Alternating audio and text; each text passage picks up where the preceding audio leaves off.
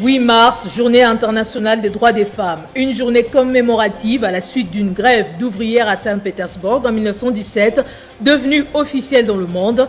Plusieurs activités ont été organisées ici en RDC, dont celle tenue à Kalemi par Olive Lembe-Kabila, détaille dans ce journal. Inauguration de l'usine pour la fabrication des munitions d'armes type calibre 12 destinées à la chasse, une innovation de l'Africaine d'explosifs dans le cadre de la promotion de l'industrie militaire. Mardi 8 mars 2022, vous nous suivez depuis Kinshasa et vous faites bien. Très heureuse de vous retrouver pour vous informer. Et on commence avec l'inauguration de l'usine pour la fabrication des munitions d'armes type calibre 12 destinées à la chasse. C'est une innovation de l'Africaine d'explosifs dans le cadre de la promotion de l'industrie militaire. Le grand amiral Baudouin Liwanga, directeur d'Afridex, a salué les efforts consentis par la hiérarchie militaire des FARDC. Le ministre de la Défense nationale et des anciens combattants séjourne à Likasi, c'est à 120 km du chef-lieu Lubumbashi, dans le Haut-Katanga. Accueilli au site par le directeur général d'Africaine d'explosifs, le grand amiral Baudouin Liwanga, passage de troupes en revue, le chef de l'outil de la défense Gilbert Kabanda Kourenga a coupé les ribans symboliques. C'est l'inauguration de l'usine de fabrication des balles type calibre 12, destiné à la chasse. Il a lancé l'usine. L'heure est à la visite guidée. Le grand amiral salue ici un effort de la hiérarchie de la défense et du président de la République, commandant suprême, Félix Antoine Tshisekedi Tshilombo. Cette industrie d'armement va dans le cadre de l'industrie militaire. L'industrie militaire, c'est vaste. OK ? Mais dans cette industrialisation militaire, vous avez déjà la base. Ok? Donc, l'industrie d'armement est déjà là. Et le ministre, en partant, il était satisfait. Mais il est satisfait en partie. Devant les ministres de la Défense nationale et des anciens combattants, le grand amiral Liwanga parle des grands avantages qui, plus tard, produira ses propres munitions. Pour que les militaires de forces armées de la République démocratique du Congo aujourd'hui fassent des exercices, ils n'ont pas de munitions d'exercice, les cartouches à blanc. Ils n'en ont pas. Mais pour les exercices, qu'est-ce qu'ils ont fait? Soit ils utilisent des balles réelles, c'est une perte, parce que nous ne les produisons pas.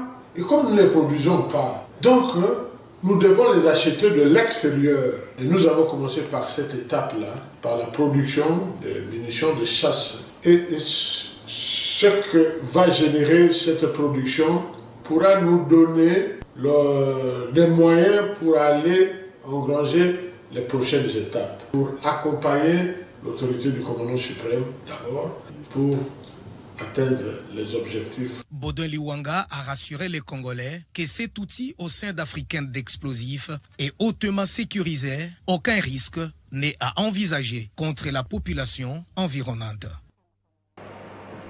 Détournement des deniers publics et malversation financière, les mandataires publics de 5 entreprises publiques citées dans le rapport après enquête de l'inspection générale des finances sont finalement suspendus par la ministre du portefeuille Adel Kainda. Ces mandataires sont mis à la disposition de la justice congolaise. Après plusieurs pressions, la ministre du portefeuille Adel Kainda vient de suspendre les comités de gestion de COBIL, de la Régie des eaux, des Sonaïdroc et de la SCPT. Adel Kainda a finalement accédé à la demande de l'inspection générale des finances, soutenue par la présidence de la République, en suspendant les mandataires publics accusés de détournement présumé des deniers publics. La polémique qui avait régné il y a plusieurs jours entre Jules Alinguete, l'inspecteur général chef des services, et la ministre du portefeuille sur la situation de la gestion financière dans certaines entreprises publiques n'a pas plu au chef de l'État, selon plusieurs sources à la présidence. C'est ainsi que des instructions fortes et fermes auraient été données pour suspendre les mandataires impliqués dans les détournements présumés, en attendant les enquêtes de la justice. Dans sa lettre à Adel Kainda, Jules Alinguete avait dénoncé la gestion calamiteuse de la Régie des eaux, de la surfacturation des profils métalliques à la SCPT, des observations définitives sur la gestion de la société COBIL SA, ainsi que les rapports des contrôles de gestion des Sonaïdroc SA. Cette suspension vient mettre fin à un long bras de fer engagé entre l'Inspection générale des finances et le ministère du portefeuille. À la justice de faire son travail.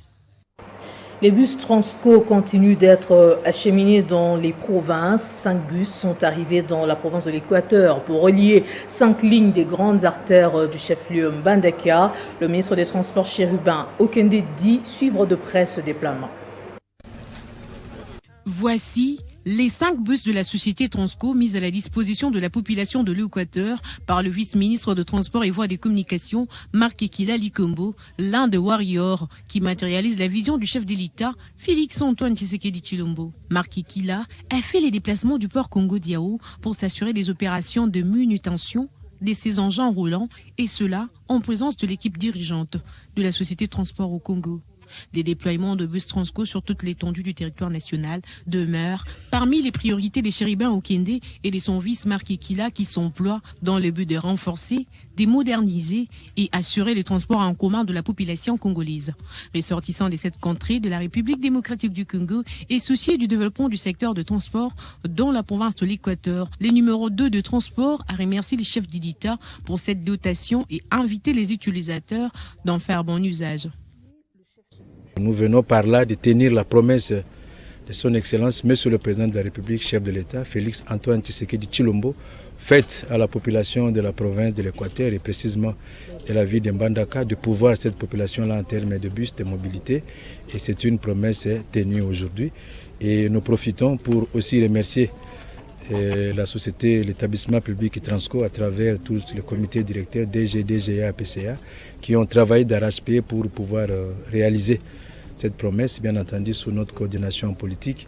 Et aussi pour dire au gouverneur de la province de l'Équateur, il doit gérer les bus en bon père de famille. Pour rappel, 4 lignes sont ciblées, à savoir marché Mbandaka, rond-point des quais, marché Ekoundé et CC, suivi de Aéromarché Mbandaka et Onatra Wendy Sekli. Santé sexuelle et reproductive, une délégation béninoise de l'organisation internationale IPAS a séjourné à Kinshasa. C'est pour le partage d'expériences en ce qui concerne l'implantation du protocole de Maputo.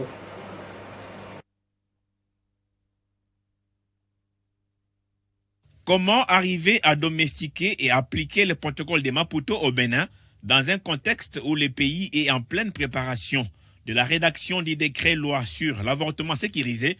C'est l'objet du déplacement de la délégation béninoise de l'organisation internationale IPAS à Kinshasa. Un échange d'expériences nécessaires vit les avancées enregistrées déjà par la RDC grâce notamment au travail abattu sur terrain par IPAS. La délégation béninoise a échangé avec toute la chaîne des partenaires concernés. L'implantation des activités en rapport avec la vulgarisation du protocole de Maputo constituera sans doute une avancée positive pour Kinshasa et Cotonou. De la maternité de Kintambo, l'école Center, les échanges entre parties prenantes, l'hôpital Mamayemo, les Béninois se sont réjouis du constat fait sur terrain. Et nous avons tiré l'essentiel de tout ce qu'il a dit, c'est la collaboration entre les professionnels de santé, gynécologues, sages-femmes, infirmiers, pour pouvoir avoir cette directive qui sont mises sur le terrain aujourd'hui et qui font le socle de l'avortement sécurisé en RDC. C'était un échange très riche. Nous avons beaucoup appris sur les éléments qui ont conduit à ce succès-là, tant sur le plan de la formation des agents de santé depuis leur cursus universitaire que sur l'application en milieu hospitalier. Donc nous avons puisé beaucoup de ressources qui pourraient nous. Allez, ouvrons le chapitre 8 mars, journée internationale des droits des femmes, une journée commémorative à la suite d'une grève d'ouvrières à Saint-Pétersbourg en 1917. Après 1945, cette journée devient une tradition à travers le monde.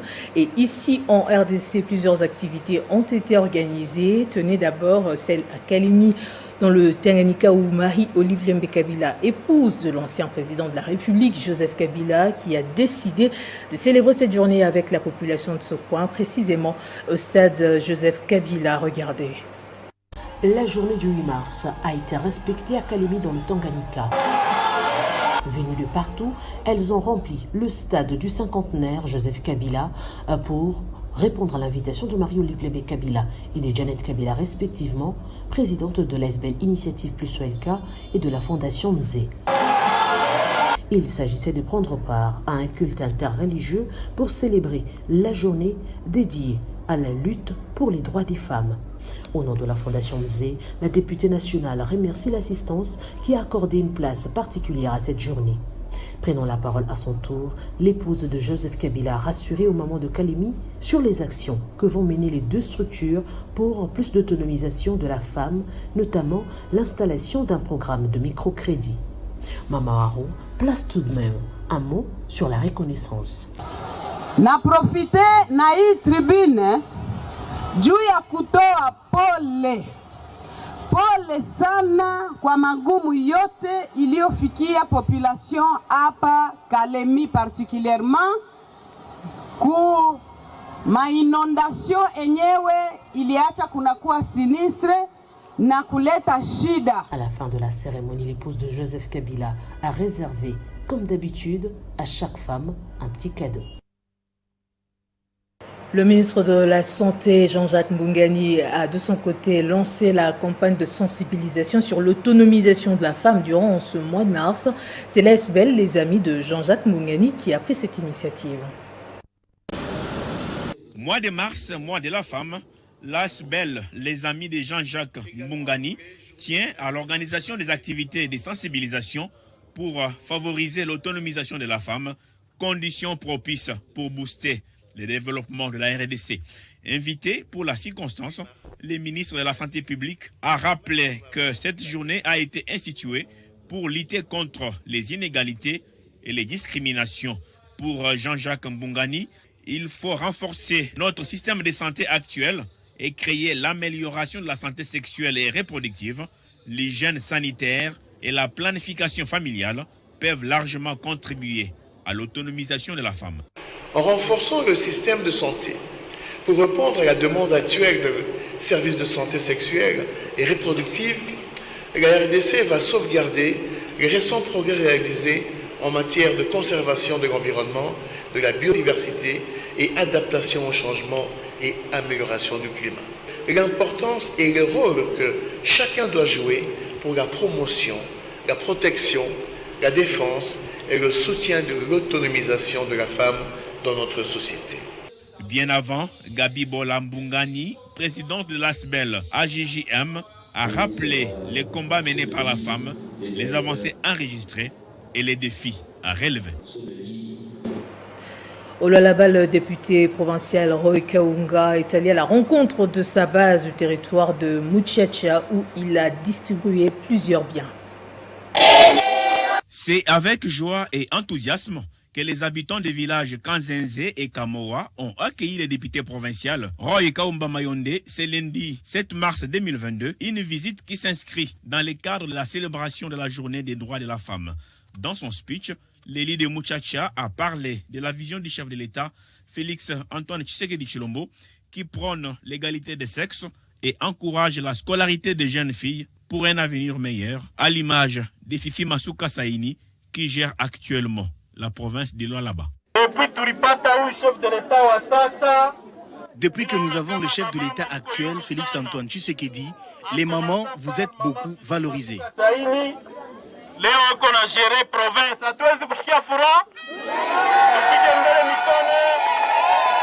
À l'image de Fifi Masuka Saini, qui gère la province du Lualaba, ce n'est pas une joie. Pour devenir comme Fifi Masuka Saini, je vous demande une chose. Envoyons tous nos enfants à l'école.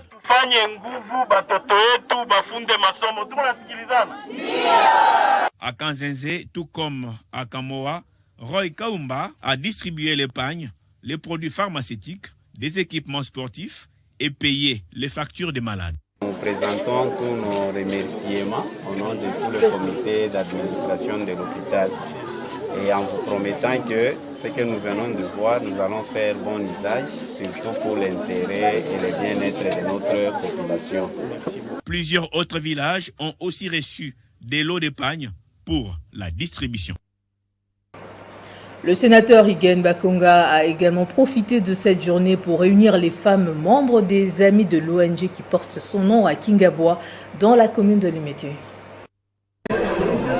C'est une foule en liesse, composée de femmes et hommes des Kingabwa à Limete, venus prendre part à la journée des sensibilisations aux droits de femmes organisée par l'ONG Les Amis de Higuen Bakonga. Dans son mot des circonstances, le sénateur Higuen Bakonga a réaffirmé sa détermination, celle de soutenir les activités de femmes maraîchères, membres des Amis de Higuen Bakonga.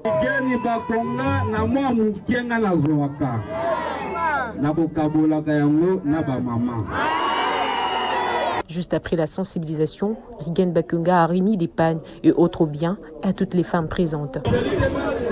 Maman et jeune fille, toutes satisfaite.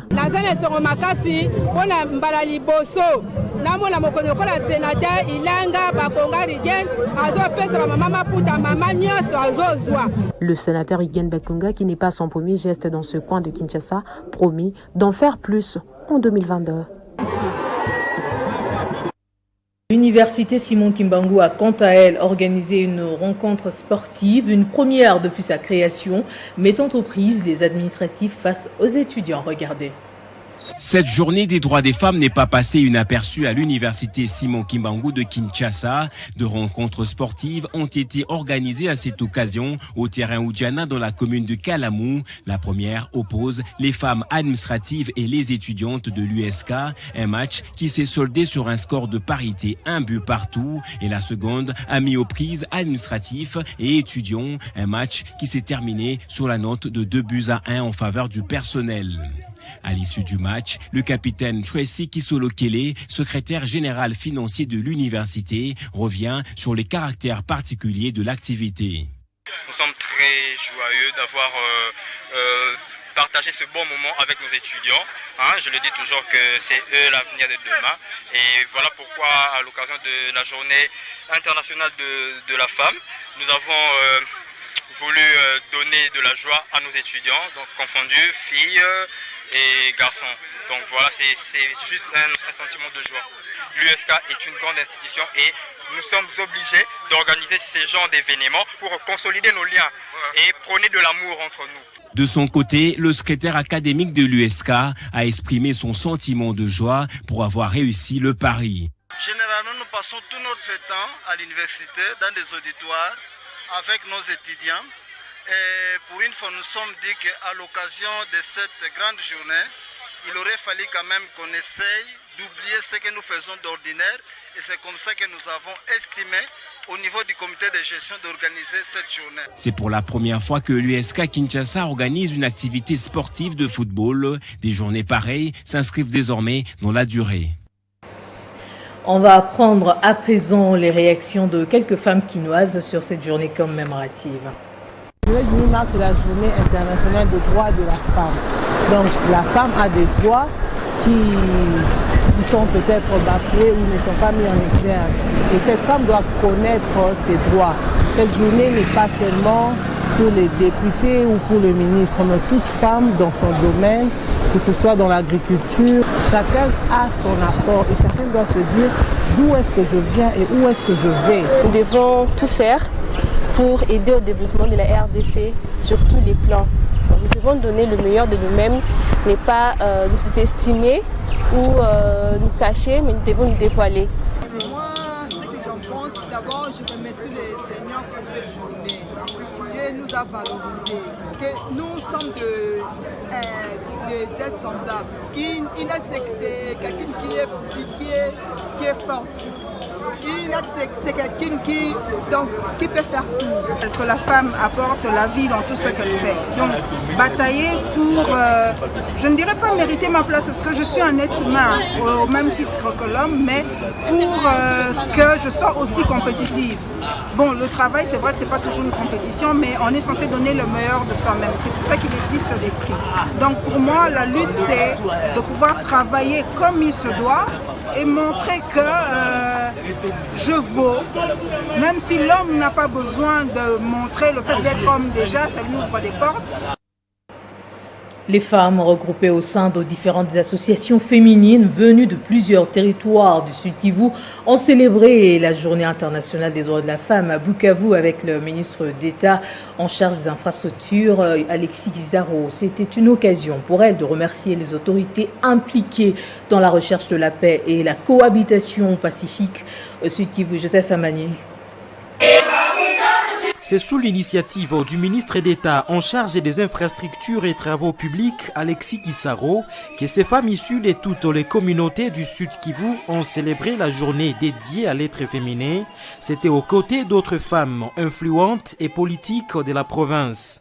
Les cérémonies ont débuté par une messe dite en la cathédrale Notre-Dame de la Paix, en présence du gouverneur Théo Ngwabidjekasi et des membres du gouvernement provincial. Habillées en pagne aux tenues traditionnelles, ces femmes ont fait une procession comme pour témoigner leur indéfectible soutien au ministre d'État Alexis Guizaro, qui a pensé aux femmes du Sud Kivu en ces mois leur dédiés. Ces femmes du Sud Kivu qui ont célébré cette journée à leur manière l'ont dédiée au ministre d'État en charge des infrastructures et travaux publics qui ne ménage aucun effort pour la promotion de la femme, la cohabitation pacifique et la paix conformément à la vision du président Félix Tshisekedi. Nous dédions cette journée notre digne fils de province qui s'appelle Alexis Guizaro, qui dans ses principes, il aime la cohabitation pacifique, il aime que tout Sud Kivusien ait l'amour envers son voisin, il est le garçon de la paix. Ces mamans et filles réitèrent leurs remerciements au président de la République, Félix Tshisekedi, au gouverneur du Sud Kivu, Théo Ngwabidjekasi, pour leur détermination pour le rétablissement de la paix à l'est du pays. En l'absence d'une commémoration officielle dans la province du Basuélé, la présidente de l'Assemblée provinciale, Augustine Dako, a communié avec sa base. Il était question pour elle de lancer un appel à une prise de conscience aux femmes de cette province. L'heure est au bilan pour la présidente de l'Assemblée provinciale du Basuélé, Augustine Dako Nabala. Cette dernière évalue actuellement ses actions de terrain et les perspectives d'avenir dans le cadre des grands rendez-vous de la nouvelle année 2022. L'élu du Basuélé a réalisé plusieurs actions à impact réel, notamment la construction d'un pont sur la rivière Makongo, permettant aux usagers de la route Niapo d'exploiter sans embûche ce tronçon. Sur le plan sanitaire, Augustine Dako a volé au secours de l'hôpital moderne de l'église C16 en remettant responsable de cette église un lot important de 30 lits et matelas. Un geste salué par les présidents communautaires de l'église C16, qualifiant ainsi la speaker de l'Assemblée provinciale du Basuélé de Dorcas Tabita. Prenant la parole, la présidente de l'Assemblée provinciale du Basuélé, Augustine Dako Nabala, a sensibilisé les femmes de son coin sur le droit de la femme. Notre joie est immense pour cette énième célébration du droit de la femme. Nous célébrons la parité parce que nous voulons qu'elle soit effective dans les milieux professionnels. Je suis également venu vous dire merci de m'avoir élu en 2018. Cette cérémonie a été sanctionnée par une visite guidée au sein de l'hôpital bénéficiaire. La présidente de l'Assemblée provinciale du Basuélé prévoit d'organiser plusieurs actions de grande envergure en 2022. Et puis, le Olomami était en ébullition à l'occasion de cette journée dédiée aux femmes. Au cours d'une conférence tenue à Kamina, le gouverneur Kabamba Ilunga a appelé les femmes à s'inscrire dans la logique de l'émancipation pour atteindre l'égalité des chances. Le 8 mars, journée internationale de la femme, cette journée s'est passée avec faste dans la province du Olomami. La grande cathédrale Saint-Bavon de Kamina n'a pas su contenir ces grands mondes venus de différents coins pour commémorer cet événement d'envergure internationale. Sous le haut patronage du gouverneur ad intérim du Olomami Kabamba Ilunga, à travers les commissariats généraux à la santé, genre, famille et enfants, plusieurs oratrices ont donné l'essence liée au thème « L'autonomisation des femmes et jeunes filles dans les contextes des luttes contre les changements climatiques et la réduction des risques et des catastrophes. » Un thème qui trouve son fondement dans les contextes actuels où se trouve le monde, a fait remarquer le docteur Clarisse Kassongo-Meta, commissaire général à la santé, genre famille et enfants du Olomami. Une ambiance festive qui a dominé la journée. Kabamba Ilunga Batame Anani, gouverneur ad interim, a encouragé toutes les femmes de sa juridiction d'entrer dans la logique de l'émancipation. Que la femme peut retenir, c'est ce qui a été déjà dit par les différents exposants, et notamment l'autonomisation de la femme, l'égalité des chances. Eh bien, il ne faut pas que la femme se sente l'inférieur de l'homme. La femme doit désormais occuper une place de choix dans les instances de prise de décision, un des piliers du programme et de la vision du chef de l'État, Félix Antoine Tshisekedi Tshilombo. Au Nord Kivu, la coordination provinciale de la dynamique des femmes pour le changement, une structure de parti politique Ensemble demande aux femmes de cette province de s'intéresser à la politique. Message lancé mardi à Goma. À l'occasion, plusieurs femmes venues de tous les 18 quartiers de la ville de Goma ont adhéré à ce parti cher à Moïse Katumbi. Pacheko Kavundama. C'est dans une salle pleine comme un œuf que les femmes du parti politique Ensemble pour la République de Moïse Katumbi ont célébré la fête du 8 mars et leur dédié. Venues de tous les 18 quartiers de la ville de Goma, ces femmes ont été sensibilisées sur le rôle qu'elles doivent jouer dans la société, surtout en s'intéressant beaucoup plus à la politique. Pour Brigitte Teitei, coordonnatrice provinciale de la dynamique des femmes pour le changement, les femmes de Ensemble sont prêtes pour les élections de 2023 pour être présentes dans les instances de prise de décision. Nous encourageons la femme politique de venir s'adhérer dans les partis. Pour Janvier Mouisha Kassiwa, coordonnateur interfédéral de Ensemble pour la République en ville de Goma, la femme a une place importante au sein de cette famille politique. Nous, comme Ensemble pour la République, nous accordons une place centrale au sein du parti. Nous accordons une place primordiale en ce qui concerne le rôle que la femme doit jouer au sein de la société. Notons que les membres de la coordination provinciale de Ensemble pour la République ont également pris part à cette cérémonie. Peu avant, la même activité a été également organisée dans les territoires de Nyiragongo. En Ituri, les femmes vivant dans cette province sous état de siège se sont réunies dans un culte pour méditer autour de l'autonomisation des femmes et de la jeune fille, implorant Dieu pour le retour d'une paix durable dans cette partie du territoire national. Vêtus en blouse noire, signe de détresse, banderole et foulard blanc en tête, signe d'espoir pour la paix. Voilà comment les femmes ituriennes, tendances confondues, ont célébré la journée du 8 mars sous méditation. Elles ont dénoncé les violences sexuelles, les atrocités des groupes armés dont elles sont victimes, avant de formuler quelques recommandations aux autorités tant provinciales que nationales. Au garde de la nation, déposer la paix et renforcer la sécurité sur toute l'étendue de la province, de desserrer les processus de PDDRCS et sa matérialisation et son opérationnalisation, déplanter les microcrédits à province de l'Ituri pour l'autonomisation effective des femmes et jeunes filles. Ces femmes disent être résolument engagées aux côtés des autorités de l'état de siège pour restaurer la paix en Ituri. Il est temps que le milicien écoute la voix de la femme, leur maman, a dit Madame Jeanne Alacha. Les femmes sont décidées à ce que la guerre s'arrête en Ituri. Elles vont faire un effort pour vraiment faire des actions concrètes et en espérant vraiment que cette fois-ci, les groupes armés vont écouter les femmes. Occasion pour le maire policier de la ville de Bunia, représentant les gouverneurs militaires de l'Ituri en mission d'itinérance, de rassurer la détermination des autorités de l'état de siège à soutenir les femmes et à mettre fin aux violences en Ituri, et cela avec l'apport de tous. En ce qui concerne la province de l'Ituri, le gouvernement provincial croit la capacité des femmes et filles de cette province à se mobiliser pour défendre leurs droits et pleine participation au processus de pacification de cette province.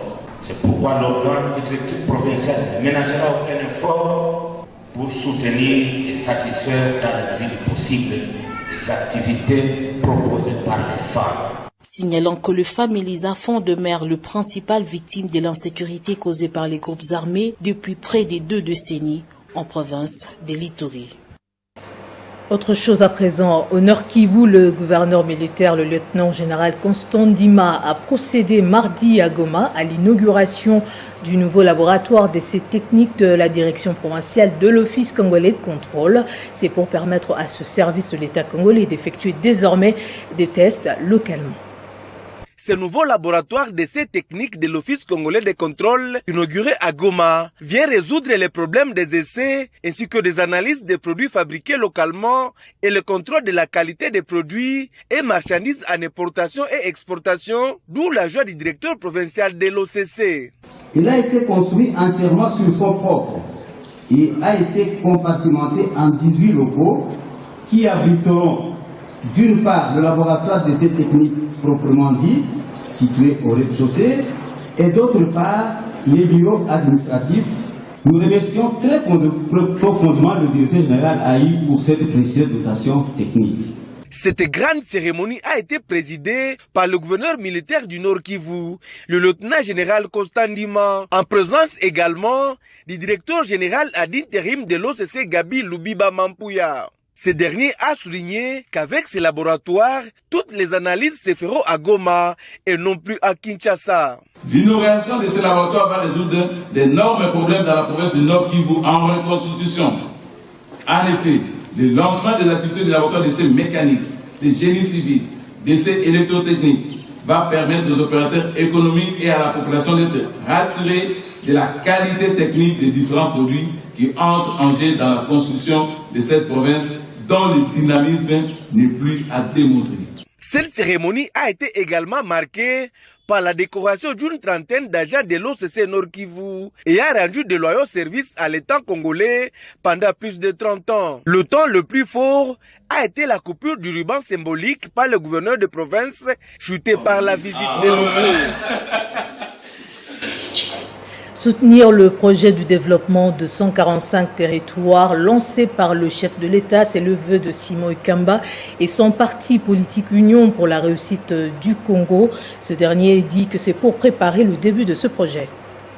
Après le lancement du projet de développement de 145 territoires par le chef de l'État Félix-Antoine Tshisekedi, le parti politique Union pour la réussite du Congo, URCO en sigle, parti cher à Simon Ikamba, est le premier parti politique à prendre des dispositions pratiques pour accompagner la vision du président de la République. Nous sommes dans la province du Sankourou où une délégation composée des hauts cadres du parti est descendue sur terrain sur instruction de Simon Ikamba pour mener des actions d'accompagnement de la vision du président de la République. Et tout commence dans le territoire de Lomela, village Okala. Ici, un lot important d'étoiles et babouches ont été remis aux habitants de ce territoire et tout se passe dans une ambiance bon enfant. Ces actions ont continué le chemin dans d'autres territoires et villages tels que Okala, Owende, Jombo, et la délégation a reçu un accueil chaleureux. Les bénéficiaires ont remercié la délégation pour l'initiative et se sont dit reconnaissants à Simon Ikamba et à Félix-Antoine Tshisekedi.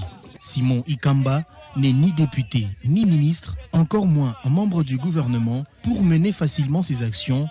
Et toute la province du Sankourou s'émerveille de découvrir l'amour dans ce digne fils qui n'est jour que sur Félix-Antoine Tshisekedi Tshilombo pour le développement de sa province. Après ces actions, l'Union pour la réussite du Congo, chère à Simon Ikamba, annonce d'autres actions dans les jours qui viennent.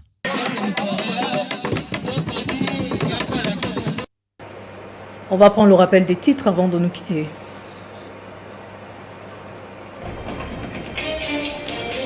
8 mars, journée internationale des droits des femmes, une journée commémorative à la suite d'une grève d'ouvrières à Saint-Pétersbourg en 1917, devenue officielle dans le monde. Plusieurs activités ont été organisées ici en RDC, dont celle tenue à Kalemi par Olive Lembe Kabila. Inauguration de l'usine pour la fabrication des munitions d'armes type calibre 12 destinées à la chasse. Une innovation de l'Africaine d'explosifs dans le cadre de la promotion de l'industrie militaire. Voilà tout pour ce journal. Merci de l'avoir suivi. Excellente suite de nos programmes. Heureuse journée à toutes les femmes.